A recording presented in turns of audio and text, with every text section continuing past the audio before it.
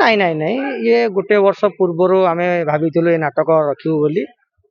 ଆମେ କାହା ଆଇଡିଆକୁ ନେଇକି କରିନାଉ। ଜାତି ଧର୍ମକୁ ନେଇକି ସନାତନ ଦେଖିଲେ ତ ଜାଣିପାରିବେ ଜାତି ଧର୍ମ ଅଛି କି କଣ ଅଛି।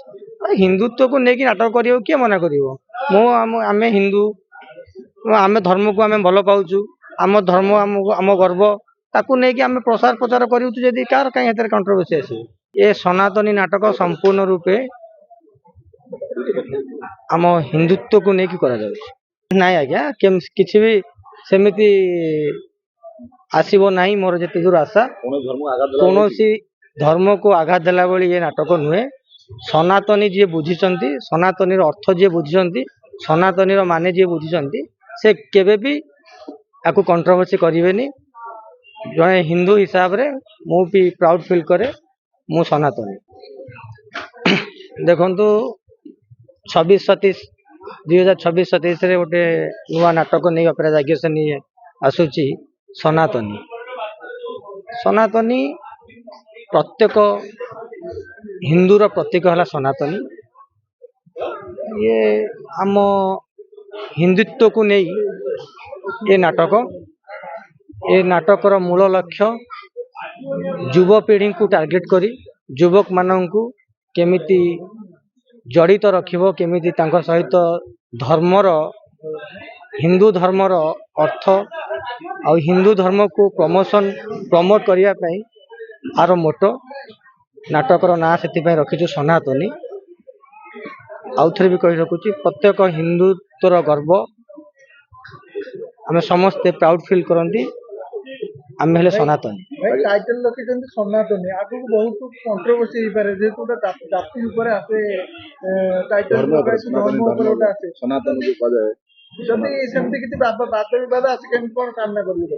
ନାଇଁ ଆଜ୍ଞା, କିଛି ବି ସେମିତି ଆସିବ ନାହିଁ। ମୋର ଯେତେ ଦୂର ଆଶା, କୌଣସି ଧର୍ମକୁ ଆଘାତ ଦେଲା ଭଳି ଏ ନାଟକ ନୁହେଁ। ସନାତନୀ ଯିଏ ବୁଝିଛନ୍ତି, ସନାତନୀର ଅର୍ଥ ଯିଏ ବୁଝିଛନ୍ତି, ସନାତନୀର ମାନେ ଯିଏ ବୁଝିଛନ୍ତି, ସେ କେବେ ବି ଆକୁ କଣ୍ଟ୍ରୋଭର୍ସି କରିବେନି। ଜଣେ ହିନ୍ଦୁ ହିସାବରେ ମୁଁ ବି ପ୍ରାଉଡ୍ ଫିଲ୍ କରେ, ମୁଁ ସନାତନୀ। ବଜରଙ୍ଗୀ ଆସିଲା ପରେ ହିଟ୍ ହେଲା ପରେ ଏଟା ଆଇଡିଆ ଆସିଲେ? ନାଇଁ ନାଇଁ ନାଇଁ ଇଏ ଗୋଟେ ବର୍ଷ ପୂର୍ବରୁ ଆମେ ଭାବିଥିଲୁ ଏ ନାଟକ ରଖିବୁ ବୋଲି। ଆମେ କାହା ଆଇଡିଆକୁ ନେଇକି କରିନାଉ। ଇଏ ସମ୍ପୂର୍ଣ୍ଣ ଗୋଟେ ଚଳଚ୍ଚିତ୍ର ଆସିଥିଲା ସନାତନୀ, ତାକୁ ନେଇକି ହିନ୍ଦୁ ମାନେ ମୁସଲମାନ ମାନେ ବା ଅଲଗା ଧର୍ମର ଲୋକମାନେ ବିରୋଧ କରିଥିଲେ, ତାକୁ କଣ୍ଟ୍ରୋଭର୍ସି କରିଥିଲେ। ଆପଣ କହୁଛନ୍ତି ଆପଣ କେମିତି ଧର୍ମ ଉପରେ ଗୋଟେ ଆସିଛି? ହଁ, କିଏ କହିଲା? ନାଇଁ ନାଇଁ, ଏଠି ଜାତି ଧର୍ମକୁ ନେଇକି ସନାତନ ଦେଖିଲେ ତ ଜାଣିପାରିବେ ଜାତି ଧର୍ମ ଅଛି କି କଣ ଅଛି। ହିନ୍ଦୁତ୍ୱକୁ ନେଇକି ନାଟକ କରିବାକୁ କିଏ ମନା କରିବ। ଆମେ ହିନ୍ଦୁ, ଆମେ ଧର୍ମକୁ ଆମେ ଭଲ ପାଉଛୁ, ଆମ ଧର୍ମ ଆମକୁ ଆମ ଗର୍ବ, ତାକୁ ନେଇକି ଆମେ ପ୍ରସାର ପ୍ରଚାର କରୁଛୁ। ଯଦି କାହାର କାହିଁ ଏଥିରେ କଣ୍ଟ୍ରୋଭର୍ସି ଆସିବ। ଯୋଉ ଆସୁଥିଲା ଅଶ୍ଳୀଳତା ଉପରେ ନାଟକ ହଉଥିଲା, ଗୀତ ହଉଥିଲା, ତାକୁ ଯେତେବେଳେ ବାଦ ପଡି ଭଲ ଭଲ ନାଟକ ଆସୁଛି ଭଗବାନଙ୍କ ଉପରେ, ଧର୍ମ ଉପରେ ହିଟ୍ ହଉଛି ବୋଲି ଏଟା ଗୋଟେ ଆଇଡିଆ ଆସିଲା। ହଁ, ସମସ୍ତେ ହେଇପାରେ। ଯଦି ଏଟା ଭଲ କଥା, ସମସ୍ତେ ପ୍ରଭୁ ଜଗନ୍ନାଥଙ୍କ ଉପରେ ନାଟକ କଲେଣି, ତ ଇଏ ଧର୍ମ ହିସାବରେ ଆମ ଧର୍ମକୁ ରକ୍ଷା କରିବା ପାଇଁ ନାଟକ ହେଇଛି ସନାତନୀ। ବର୍ତ୍ତମାନ ପୂର୍ବ ଯାତ୍ରା ଯଦି ଦେଖିବା, ପ୍ରତ୍ୟେକ ବହି ଜଗନ୍ନାଥଙ୍କ ଉପରେ ଆସୁଥିଲା, ଏବେ କିନ୍ତୁ ପ୍ରତ୍ୟେକ ପାର୍ଟି ରାମଙ୍କ ଉପରେ କରୁଛନ୍ତି, ସନାତନ ଉପରେ କରୁଛନ୍ତି। ସେ ସବୁ ଗୋଟେ ଗୋଟେ ଫେଜ୍ ଆସେ। ସେ ଜଗନ୍ନାଥ ରାମ ସମସ୍ତେ ସବୁ ହେଲେ ଏକ, ତ ସେମିତି କିଛି ନାହିଁ। ଭଗବାନଙ୍କ ନାଁରେ ଭଗବାନଙ୍କୁ ଭଲ ପାଇବା, ଆସ୍ଥା ଭଗବାନଙ୍କ ସହିତ ସମସ୍ତଙ୍କର ଜଡ଼ିତ। ଲୋକଙ୍କ ଆସ୍ଥା ସହିତ ଆସ୍ଥାକୁ ନେଇକି ନାଟକ କରାଉଛି, ଲୋକଙ୍କର ଇମୋସନ କରାଉଛି କି ଇମୋସନ, କାରଣ ଲୋକ ଯେହେତୁ ଠାକୁର ପ୍ରେମୀ ବହୁତ ଅଛନ୍ତି, ନାଟକ କରାଉଛି। ନାଇଁ, ସେ ତ ଠାକୁର ପ୍ରେମୀ କଣ କାହାକୁ ଜୋର ଜବରଦସ୍ତ କରାଯାଏ? ତ ଲୋକଙ୍କର ଭଲ ପାଇବା ରହୁଛି ବୋଲି ଏ ନାଟକ ଚାଲିଛି।